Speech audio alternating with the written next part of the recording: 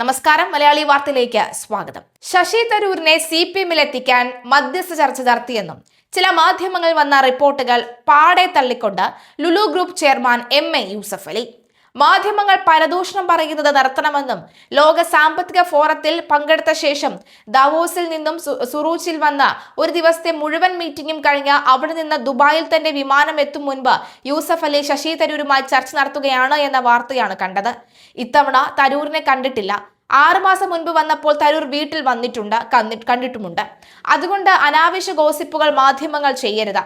നാട്ടിൽ നിന്നായാലും മാധ്യമങ്ങൾ ചെയ്തത് ആവശ്യമില്ലാത്തതാണ്. സത്യം അന്വേഷിക്കലാണ് മാധ്യമ പ്രവർത്തകൻ ആദ്യം ചെയ്യേണ്ടത്. അത് സത്യമുണ്ടെങ്കിൽ മാത്രമേ അത് പ്രക്ഷേപണം ചെയ്യാൻ പാടുള്ളൂ.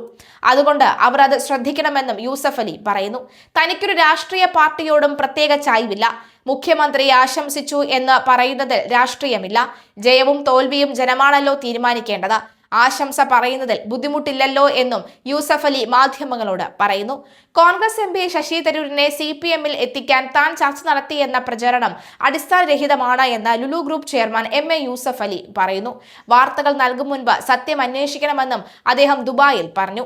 ദുബായിൽ നടന്ന എമിറേറ്റ്സ് ലിറ്ററേച്ചർ ഫെസ്റ്റിവലിൽ പങ്കെടുക്കാൻ എത്തിയ കോൺഗ്രസ് MP അവിടെ വെച്ച് CPM-ൽ പോകാൻ ചർച്ച നടത്തിയെന്നായിരുന്നു പ്രചരണം. ഒരു പ്രമുഖ വ്യവസായിയുടെ നേതൃത്വത്തിലായിരുന്നു ചർച്ചയെന്നും പ്രചാരണം ഉണ്ടായിരുന്നു. മുഖ്യമന്ത്രി പിണറായി വിജയന്റെ ദുബായ് സന്ദർശന വേളയിലെ സ്വീകരണത്തിൽ അദ്ദേഹം വീണ്ടും മുഖ്യമന്ത്രിയാകട്ടെ എന്ന് യൂസഫ് അലി ആശംസിച്ചിരുന്നു. ആര് വന്നാലും ആശംസ നേരുമെന്നായിരുന്നു ഇതേക്കുറിച്ചുള്ള ചോദ്യത്തിന് അദ്ദേഹം പ്രതികരിച്ച മറുപടി. ജയവും തോൽവിയും തീരുമാനിക്കുന്നത് ജനങ്ങളാണ്. ആശംസ അറിയിക്കുന്നതിൽ ബുദ്ധിമുട്ടില്ല എന്നാണ് യൂസഫ് അലി പറയുന്നത്.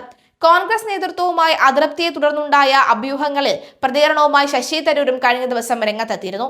പാർട്ടി നേതൃത്വത്തോട് തനിക്ക് പറയാനുള്ള കാര്യങ്ങൾ പറയുമെന്ന് തരൂർ വ്യക്തമാക്കി. ഞാൻ പറയാനുള്ള വിഷയങ്ങളൊക്കെ പാർട്ടി നേതൃത്വത്തോട് മാത്രമേ പറയുകയുള്ളൂ. അതിന് അവസരം വരുമെന്നത് എനിക്ക് സംശയമില്ല എന്നും തരൂർ പറയുന്നു. ദുബായിൽ നിന്ന് ഡൽഹിയിലെത്തിയ ശേഷം മാധ്യമങ്ങളോട് സംസാരിക്കുകയായിരുന്നു തരൂർ. ദുബായ് യാത്രയുമായി ബന്ധപ്പെട്ട വിവാദങ്ങളിൽ കൂടുതൽ പ്രതികരണം നടത്തിയില്ല. തരൂരിന്റെ ദുബായ് യാത്ര CPM-ൽ ചേരുന്നതിനുള്ള ചർച്ചകൾക്ക് വേണ്ടിയാണ് എന്ന പ്രചരണം ഉണ്ടായിരുന്നു. ഇത് മാധ്യമ സൃഷ്ടി മാത്രമാണെന്നാണ് തരൂർ പറയുന്നത്. ഇന്ന് ഡൽഹിയിൽ സോണിയാഗാന്ധിയുടെ വസതിയിൽ ചേർന്ന നയരൂപീകരണ യോഗത്തിലും തരൂരിന് പങ്കെടുക്കാൻ സാധിച്ചിരുന്നില്ല. ഈ യോഗത്തിലേക്ക് എത്താത്തത് ക്ഷണം വൈകിയത് കൊണ്ടാണെന്നും തരൂർ വ്യക്തമാക്കി. അവർ എന്നെ ക്ഷണിക്കുന്നത് ഇന്നലെയോ മിനിഞ്ഞാന്നോ ആയിരുന്നു.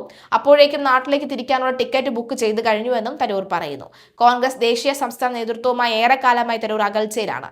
എന്നാൽ തരൂരിനെതിരെ നടപടിയെടുക്കാനോ അദ്ദേഹത്തിന് ഏതെങ്കിലും രീതിയിലുള്ള വിലക്കിടാനോ കോൺഗ്രസ് ശ്രമിച്ചിട്ടുമില്ല. പാർട്ടി നടപടി നേരിട്ട് രക്തസാക്ഷി പരിവേഷം തരൂരിന് ഉണ്ടാക്കേണ്ടതില്ല എന്നതാണ് ഇതിന് കാരണം. തദ്ദേശീയ തെരഞ്ഞെടുപ്പിൽ ജയിച്ച ജനപ്രതിനിധികളെ ഉൾപ്പെടുത്തി കോൺഗ്രസ് കൊച്ചിയിൽ സംഘടിപ്പിച്ച മഹാപഞ്ചായത്തിൽ അവഗണന നേരിട്ടു എന്നതാണ് തരൂരിന്റെ ഒടുവിലത്തെ പരാതി. രാഹുൽ പങ്കെടുത്ത പരിപാടിയിൽ വേദിയിൽ ഉണ്ടായിരുന്നിട്ടും തരൂരിന്റെ പേര് പോലും പരാമർശിച്ചില്ല എന്ന വാർത്തകൾ പ്രചരിച്ചിരുന്നു. വരുന്ന വാർത്തകളിൽ തെറ്റും ശരിയും ആകുമെന്നും തനിക്ക് പറയാനുള്ളത് പാർട്ടി വേദിയിൽ പറയുമെന്നായിരുന്നു ഇതേക്കുറിച്ച് തരൂരിന്റെ പ്രതികരണം. ഇതിന് പിന്നാലെയാണ് തരൂർ CPM-ലേക്ക് എന്ന പ്രചാരണവും ഉണ്ടായത്.